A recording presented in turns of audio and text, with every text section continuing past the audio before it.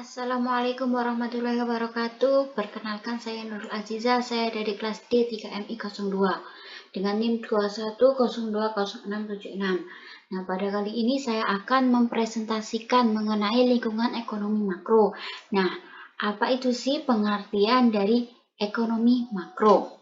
Nah, ekonomi makro yaitu ilmu mengenai asas-asas produksi, distribusi, dan pemakaian barang atau harta seperti keuangan, perdagangan, dan perindustrian. Sedangkan apa itu makro menunjuk pada jumlah atau ukuran yang besar. Nah, maka dari itu bisa disimpulkan bahwa makro ekonomi adalah bahasan ilmu ekonomi berskala besar. Nah, contohnya begini. Tingkat pengangguran suatu negara, terutama mereka yang berada pada usia produktif.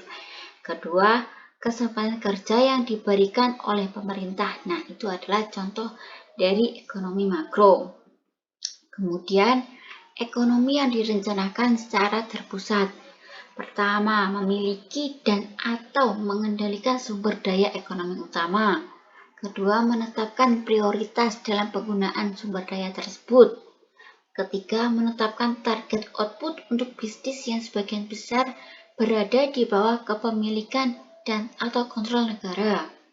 Keempat, mengarahkan sumber daya dalam upaya untuk mencapai target yang telah ditentukan ini. Dan kelima yaitu berusaha untuk mengkoordinasikan produksi sedemikian rupa untuk memastikan konsistensi antara output dan permintaan input. Kemudian yaitu ekonomi pasar bebas.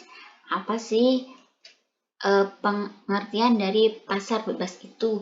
Nah, ekonomi pasar bebas atau kapitalis sangat kontras dengan sistem yang direncanakan secara terpusat, sedangkan dalam terakhir negara mengendalikan sebuah besar keputusan ekonomi. Kemudian apa aja sih fitur dari pasar bebas itu? Yang pertama yaitu sumber daya berada dalam kepemilikan pribadi dan individu yang memilikinya bebas menggunakannya sesuai keinginan. Yang kedua yaitu perusahaan juga dapat kepemilikan pribadi sama-sama mampu membuat keputusan tentang production bebas dari campur tangan negara. Tidak ada cetak biru atau rencana induk yang ada untuk mengarahkan produksi dan konsumsi. Yang keempat yaitu keputusan tentang alokasi sumber daya adalah hasil dari sistem desentralisasi market dan harga, di mana keputusan tersebut jutaan konsumen dan ratusan ribu keputusan secara otomatis dikoordinasikan. Nah, contoh dari pasar bebas yaitu APEC, NAFTA, MEA, CAFTA, AFTA, dan EU. Elemen sistem keuangan. Elemen-elemen dari sistem keuangan yaitu pemberi pinjaman dan peminjam itu mungkin individu, organisasi, atau pemerintah. Pasar keuangan di mana peminjam dan pinjaman terjadi melalui transfer uang dan atau jenis aset lainnya, termasuk aset kertas seperti saham dan saham gitu.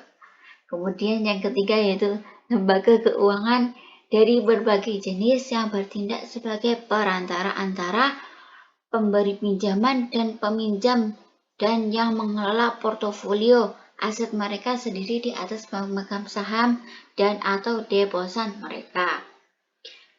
Nah, sekian presentasi dari saya. Terima kasih untuk teman-teman yang sudah mendengarkan presentasi saya.